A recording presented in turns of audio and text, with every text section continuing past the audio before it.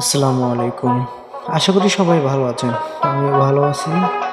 আজকে আপনাদের মাঝে এই গ্রাম বাংলার প্রাকৃতিক দৃশ্যটা তুলে ধরেছি এ কারণেই যে আমরা দেশে বিদেশের খবর সবাই জানি এবং দেখি। বিভিন্ন প্ল্যাটফর্মে এখন আমরা দেখতেছি শুধু হাহাকার আর কান্না। দুবাইয়ের কি অবস্থা, আহারে কি মর্মান্তিক মৃত্যু।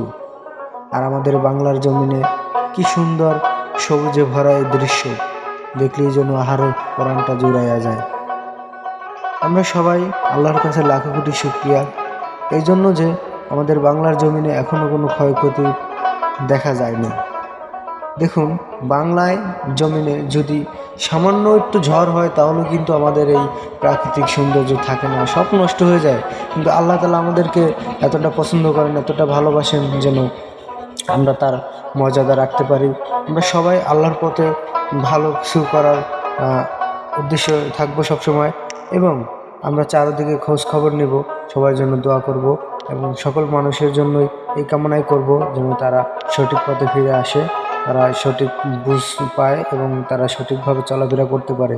দেখুন, দুবাইয়ের কি অবস্থা না হয়েছে, দুবাইয়ের মানুষ এমন করুণ অবস্থা তাদের, তারা মানে একদম শেষ নিঃশ্বাসটা নেওয়ার আগ পর্যন্ত এখন তওবা তওবা করতেছে। দুবাইয়ের কত মানুষ মারা যাচ্ছে, কি স্রোত, রোডের ভিতরে এত স্রোত আমরা আর কখনো দেখতে পাইনি।